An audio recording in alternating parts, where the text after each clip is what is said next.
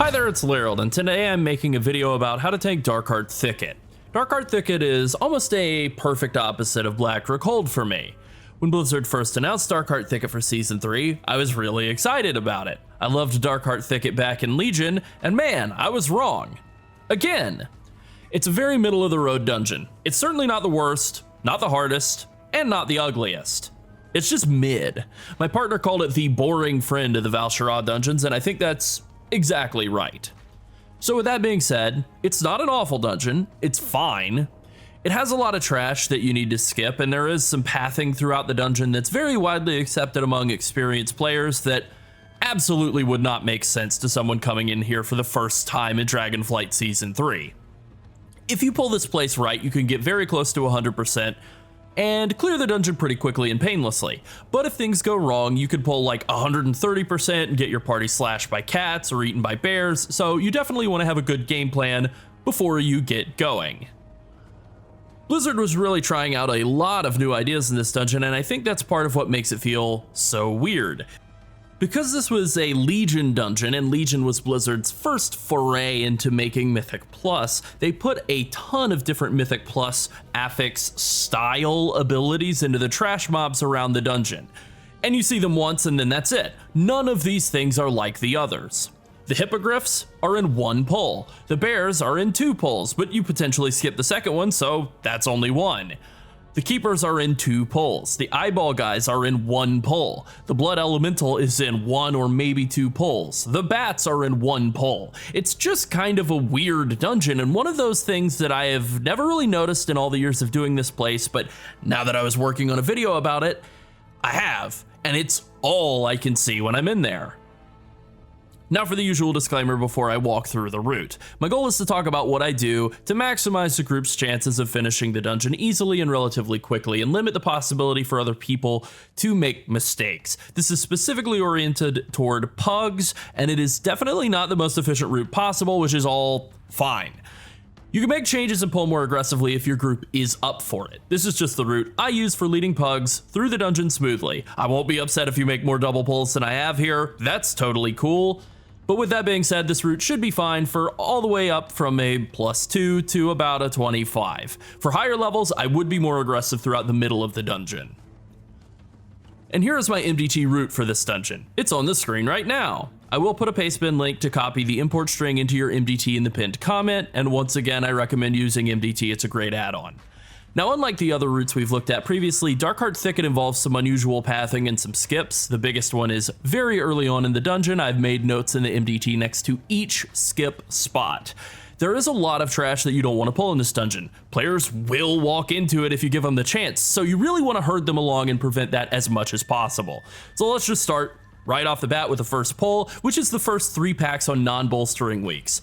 For bolstering weeks or fortified weeks where I'm not that confident in the group, I do not include the bear in the first pull. So I'll just do the first 2 packs and then chain out of that into the bear. Then there are a couple more pulls, and once we kill the surprisingly deadly hippogriffs, it's time for the first skip. So as you approach the branch with a pack slightly down the hill, there's a big pile of rocks over on the left side that you will want to jump up onto. Then you just walk up over a big tree branch and jump down the other side. This is important because it allows you to pick up just this one patrol in the middle of this area and skip basically all of the trash that's on both the right and left sides of this first main area. Okay, I'm stopping and making a note here. This area right here is the most dangerous part of this dungeon, especially in lower keys, because the pack that you just skipped is prime real estate for someone to pull. Maybe a hunter forgets to de-summon their pet, maybe they're not paying attention, maybe they're tab targeting. The reason doesn't matter, it will happen if you give someone the chance. So you want to try and get the group out of the area here quickly. If that patrol is right by you, I like to pull it back to where we are, pull it all the way up to the wall, bunch up in the corner, kill it quickly, and then get out of there. If it's far away, I make sure it's not close to anything else. I pull it and drag it forward down the pathway toward the next set of pulls. The packs that are ahead, like there's one ahead and to your left, that is also a major point of failure for groups. People just like to walk into it, but once you've gotten past both of those 2 packs, the one that's very close and on your right that you're skipping by, and the one that's ahead and to the left, once you're past those 2, you're pretty much in the clear for the rest of the dungeon. Everything should be fairly smooth. In higher keys, players are much less likely to make mistakes in this area and pull trash that you don't want, but it does still happen, and people are understandably a lot less forgiving. You know, people are expecting higher level players to play at a higher level. So again, whether it's a low key or a high key, you just kind of want to get everyone out of this area quickly. It's a very scary place. Once you're near the first boss, you can skip the double bear pack by having a warlock set a gateway to the branches on the right side of the path. I'll demonstrate with some footage of me leaping up there on a Vengeance Demon Hunter. This area looks like it's not accessible, but it is. You can gate up here, jump down the branches, and walk over to the right side away from the bears. Killing the bears is not required to open up the first boss room. You just need someone to approach his arena, and he will start his RP and remove the fog gate. If you decide to pull the bears, you or someone else in the group should start the RP up at the start of that pull so that the boss is ready to go once the bears are dead instead of having to wait on the RP. Skipping the bears is pretty normal in higher level keys on fortified weeks. They are really nasty. They don't have stealth detection, so hypothetically, if you have a rogue, you could have them run forward and trigger the RP in stealth, then come back and shroud the group past the bears once the fog gate is down. That is a lot riskier than doing the warlock skip. This is a good skip, but you need to be careful not to go near or pull the bears during the fight, as they will almost certainly wipe you. It can be buggy too. 2 times in the last week, my groups did this skip with a warlock, and somehow both times a warlock's imp spawned inside of a bear. I don't know why. I definitely don't think it was intentional, but in both cases we were immediately murdered by bears. Other than that, the dungeons were fine, but it did kind of make me a little squirrely about this skip. I know it's great and it puts you right at 100% completion if you do the rest of the dungeon normally to skip this pack, but I have kind of Vietnam flashbacks about it now, so I will probably be doing other skips later on. After the first boss, you can pretty much hold W until the next boss. My only real note here is that I don't like to do double pulls in the areas with the Rot-Heart Keepers because they spam heal the Blossoms. The Keepers need to be single targeted down, and making large pulls causes DPS to AoE. They just can't help it, it's in their nature. So you can force them to single target the Keepers by pulling small initially, putting a skull on the Keeper, and then you can chain pulls together once the Keepers are dead. After the second boss, there's a very small potential skip if you're not doing any other skips in the dungeon, and that's just the second Blood-Tainted Fury. The big red elemental in the water, there's not really anything to the skip, it's just a mob that patrols back and forth. So all you really have to do is wait until he's out of the way, then walk past him. It's probably the hardest skip of all time because it requires all 5 members of your party to not walk into one trash mob. It really shouldn't be hard, but yeah, you know. Despite my attempts to make this skip this season, I think I've only gotten a group past this guy one time while I was working on this video, actually. We also had multiple botched attempts while making this video, so good luck to you at home herding your group past this guy. Hopefully it goes better for you than it has for me. After the third boss, you drop down into a fallen tree. It's a literal straight line to the final boss, so you just hold W up the ramp. If you have a rogue in your group or you have invis pots available, which never happens in a pug, and you haven't skipped anything else in the dungeon, you can skip the final pull. It's not the hardest pull in the dungeon, but it is a little nasty on fortified weeks, so it's a good spot to do a skip. I mean, frankly, you know, even if it were easy, if you have this skip available and you don't need the completion, might as well skip it. If you've skipped anything else though, including that second Blood-Tainted Fury, you will need to pull this pack. And that's the dungeon. Now let's talk about affixes and how they change the dungeon. One of the silver linings of this dungeon is that I don't think it has too many negative interactions with Mythic Plus affixes. Instead, I think, because it was a Legion dungeon, it's built in a way that simulates a lot of the existing Mythic Plus affixes and some retired ones. The cats in the first section of this dungeon jump to range players and apply a bleed that lasts until the target is healed above 90% health. This is just a carbon copy of the old affix Grievous, the worst affix of all time. Depending on the target, the healer, and the key level, this might be trivially easy to heal. Like if it's on a warlock, they might just literally not even get the bleed applied because they're already at full health. It doesn't break their warlock shield. No bleed. Or it might be impossible. I've seen tons of healers really struggle to get a healer's target's health capped off, and having the ability to throw spot heals into other players as a paladin or a druid is really helpful in this first section of the dungeon. It's also a main mechanic on the first boss, so it's a problem that affects both fortified and tyrannical weeks, and it just makes paladins insanely strong here in Darkheart Thicket. Between Blessing of Protection, Blessing of Sacrifice, Word of Glory, and Lay on Hands, you're just insanely powerful in this dungeon.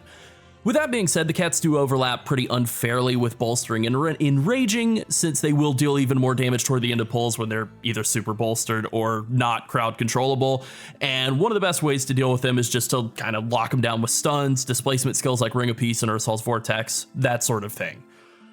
The keepers in the second section of the dungeon are reminiscent of Sanguine a little bit. They also throw out some mushrooms that do tons of damage. Sort of an area denial like Sanguine, I guess, but really it's the spam healing the blossoms nearby. They're also kind of reminiscent of the BFA Mythic Plus Season 1 Affix infested Gahoonies. They're not nearly as bad, but they will heal the nearby blossoms, so they do need to be focused down just like the Gahoonies did. And finally, the hate spawn slimes function a lot like bursting, but worse. A few seconds after they die, they explode for AoE damage. No damage over time, no dispel effect, they just do damage and it can't be avoided. Now, because of that, I try to stagger out killing these slimes because they have all popped at the same time and killed people so many times in groups. It's just sort of a nice approach to kind of make sure that all of them don't die at the same time. If a member of your party does die to the slimes, make sure they don't release if someone is alive who can res them. The release point is all the way back at the first boss, so it's pretty far. It's a real big waste of time to have somebody release and run all the way back. Now, as far as affix overlaps go, I would watch out for Spiteful, especially in areas where you're trying to skip mobs, that one initial hallway after the first skip.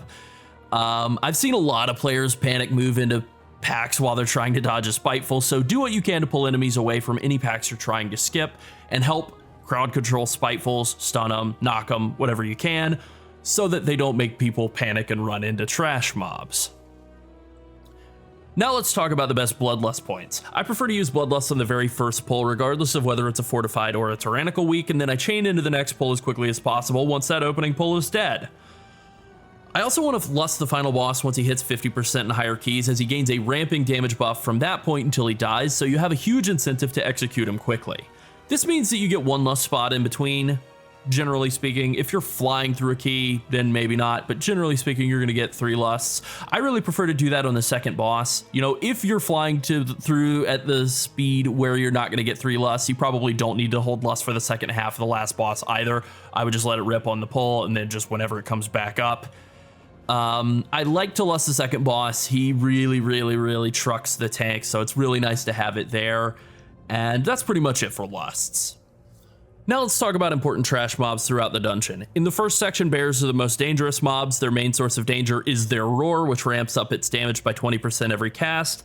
There isn't a lot of mechanical interaction, you just kill them quickly, but I do make a point not to bolster these bears at all. They also summon little ads that fixate and chase, and you can crowd control those guys, you can knock them, slow them, all of that.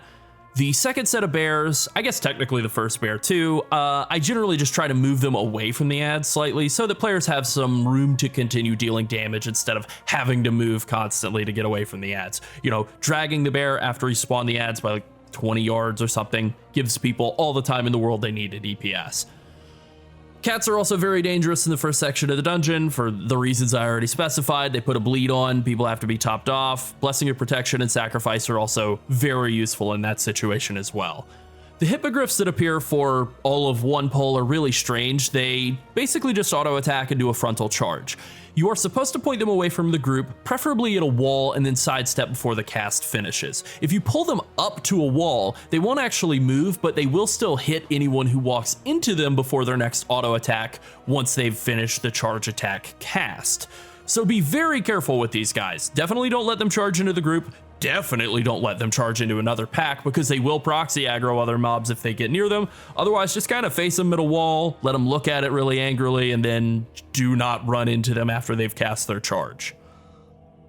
In the second set of the dungeon, the keepers aren't all that dangerous on their own. They passively heal the blossoms, which is very annoying and really disincentivizes large pulls in that area, but they don't do a lot of tank damage. They summon mushrooms that deal massive amounts of damage if you stand in them, but they have a small hitbox, and they are pretty well telegraphed before they spawn. You can actually see the projectile leave the body, and that's an indicator of where you can reposition the keepers so that they won't be in a mushroom and the melee can DPS safely. The dryads in this area are probably more annoying because they're archers that randomly target party members, and they like to run away from the group. They also don't like to be in melee range of the tank. They don't care about that. They have a random target poison that you can dispel, and you should if you can. That's Pally, Monk, and Druid.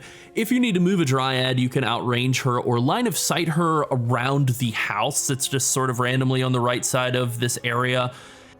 That will force her to move either to get in range of you or to get in line of sight with you. She has to be within 40 yards of her main aggro target or in line of sight of them. They have a tendency to run directly toward other trash pulls, so line of sighting them toward you is good for preventing accidental extra pulls. The room before the second boss has a bunch of eyeball guys. You have to kill all of them to activate the second boss, and all they do is spam cast a 4.5 second channeled spell called Tormenting Eye, which deals damage over time and fears the target when the channel ends. If you're on a paladin or a demon hunter, you can probably pull all of these guys at once and lock their spell casts down. If you're on the rest of the tanks, you probably want to chain them together like a couple at a time instead. It depends on the group. If you have really good AoE and things that are not on the diminishing return too, like not just stuns, but like AoE blinds, AoE knockups, AoE knockbacks, that sort of crowd control that you can use to lock down a whole pack of enemies that are all casters, I think that's useful. That being said, I would err on the side of caution if you're uncertain at all with pulling these. It's definitely better to do them in a like 3 at a time and then 2 at a time and have nobody get feared and die than to try to do all 5 at once, have somebody get feared and die, somebody get feared and die, and then, you know, wind up wiping to them. The Blood-Tainted Furies really only have 2 abilities. They drop a big blood ball on the group that you just have to step out of. It will knock you back otherwise, and they do a charge. The way you deal with the charge is you just face them away from the group, preferably toward a wall, and then sidestep it before the cast goes off, and you won't get hit, you won't get charged. Very simple mechanic, but very important to handle correctly. In the final hallway before Xavius, the imps that cast Dread Inferno are the most dangerous enemies. That spell really does a lot of damage. They also don't have a ton of health, so I always try to lock down and focus these guys down and just kill them off quickly so that they don't have the ability to kill anybody with Dread Inferno.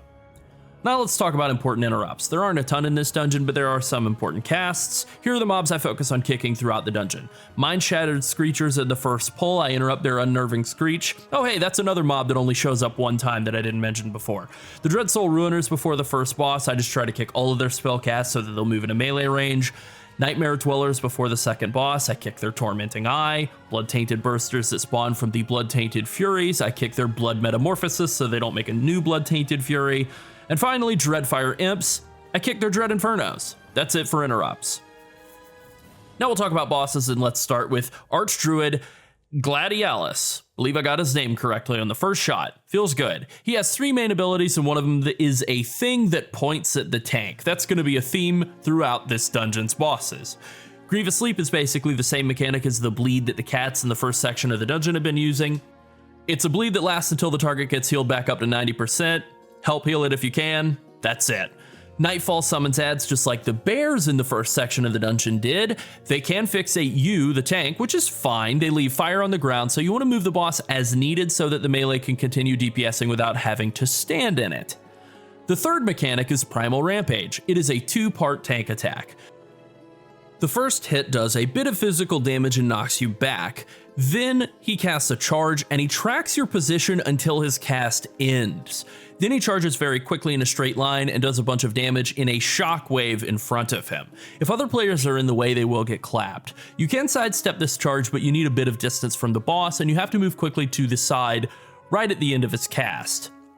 It's legitimately a difficult ability to dodge if he's close, so having a bit of space to work with is important. There are a lot of class abilities you can use to help with this, any movement skill like Divine Steed, Stampeding Roar, Roll, that kind of thing, but also Heroic Leap, Infernal Strike, and Transcendence. These are all great for just a quick dodge. Death's Advance is good for the second part of the dodge, moving quickly, but it will prevent the knockback, so you really want to be careful when using it. If you're on a DK, you really can't dodge him without fanning the melee group if you are in melee range when he casts, so you really do want him to knock you back and give you a bit of room so that you don't kill anyone. As for taking this boss, I try to start out by just keeping him still and facing him toward the back wall. I want to stay in this general area for as long as we can, really, because some of the side parts of the room are really hard to see and move around in, and where he starts out is pretty clear.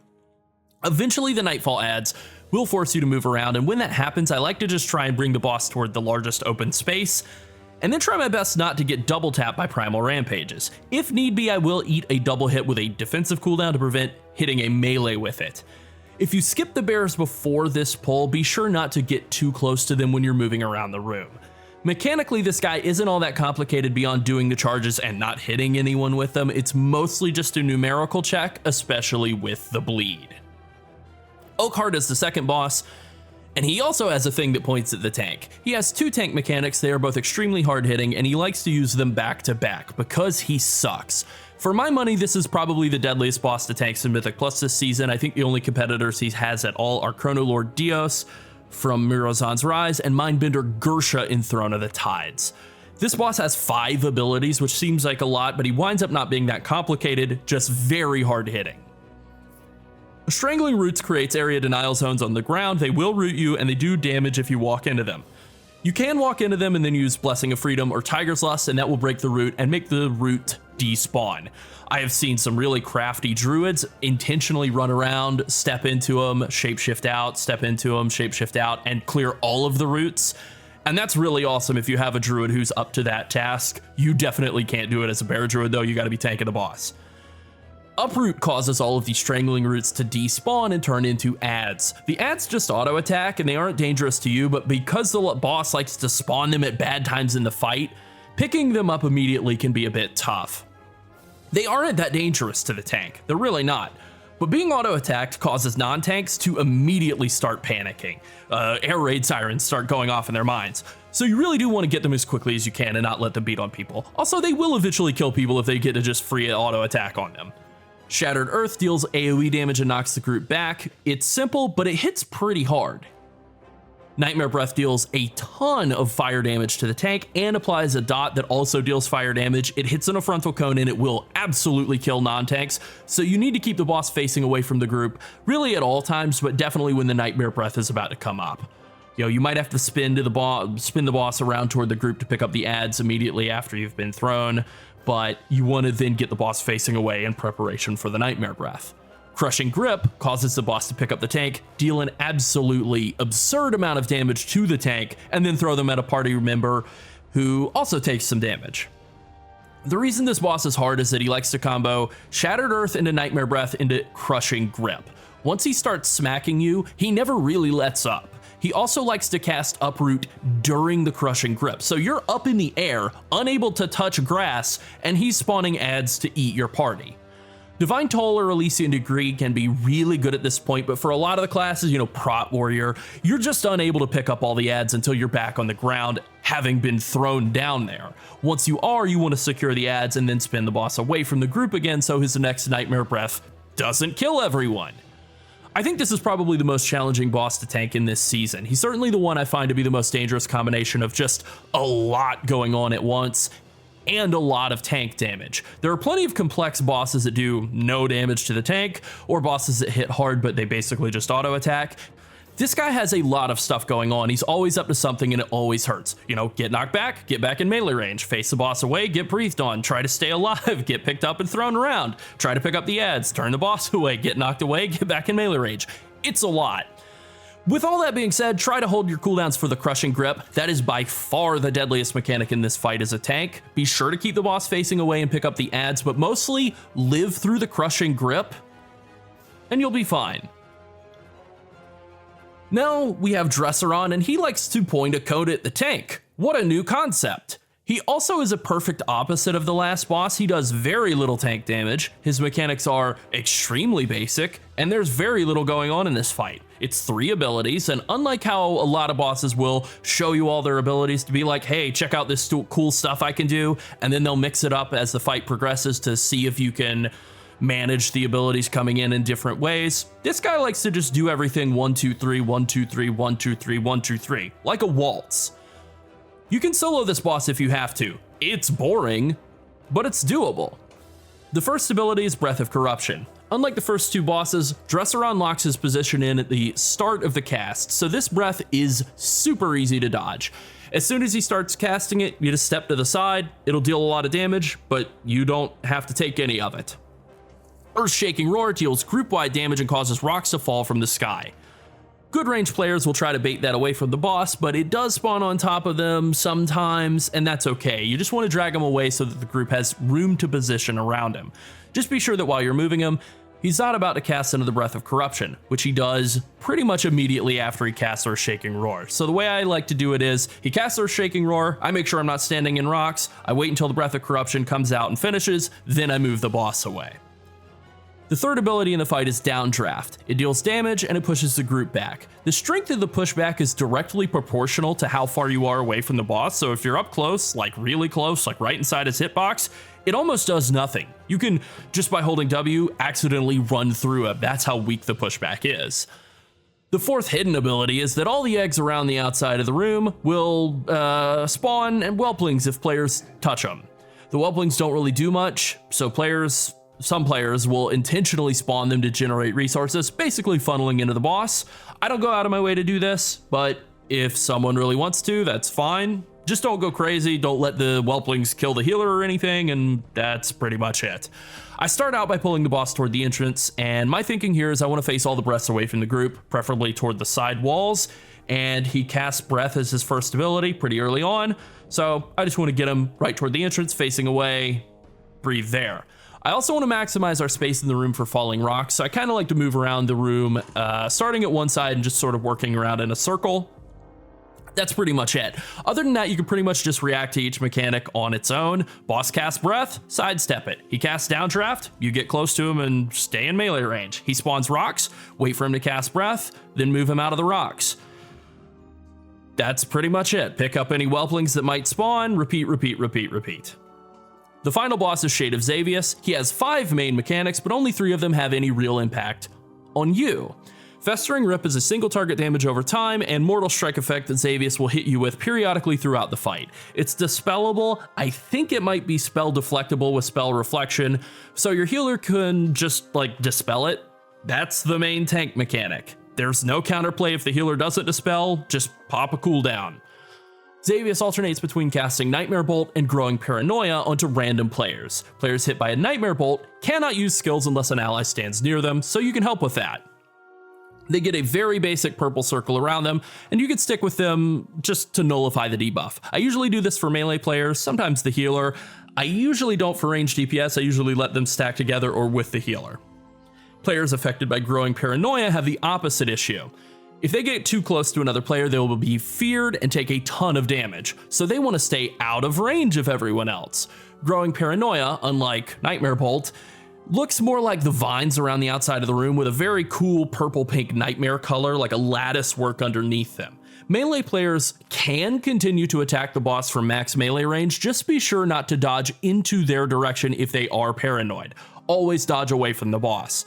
With that being said, most of the melee players I see get this buff immediately run away like cowards until it fades. They shouldn't. They could just continue doing DPS. I will not run toward them, but they usually do. The fourth mechanic is Feed the Weak, which is just channel damage that Xavius puts on a random target. As usual, if you can help off heal the target, doing so is really good. Xavius' fifth and final mechanic occurs when he hits 50% health. He uses Apocalyptic Nightmare, which deals a big burst of damage to the group. It's fire damage, so this is a great point to use defensive skills like Rallying Cry, Darkness, Anti-Magic Zone, that kind of thing. From this point on, fire will rain from the sky and the boss will gain a stacking damage buff, increasing his damage by 5% per stack, so it becomes a race to the finish. In higher level keys, you want to Bloodlust at this point and then hard burn him so that he dies before his Feed the Weak and Nightmare Bolt casts just start one-shotting people. In terms of helping out with mechanics, you mostly can't. Paladins can use spot healing, sacrifice, and spell warding to help the healer and to counter some of Xavius' spell damage, but it's mostly just a healer fight. Like, for example, if he's casting Nightmare Bolt on somebody and you can beat his cast with a spell warding on that target, I think they don't get the Nightmare Bolt debuff. They certainly don't take the damage. Growing Paranoia, on the other hand, if you put that on somebody before he casts it, it will still go through as spell ward. Ultimately you just want to do what you can to help Nightmare Bolt targets with heals if possible, or just by standing on them if that's all you got. You want to stay away from paranoid players at all costs, and you want to dodge the circles on the ground. You don't need to move the boss much other than when dodging circles, and that's pretty much the entire fight. Once again, it should be a lot more stressful for your healer than it is for you, so anything you can do to make things easier for them will improve the group's chances of success. And that's Darkheart Thicket. It's a decent dungeon. Alright, that's it. Thanks for watching. Bye.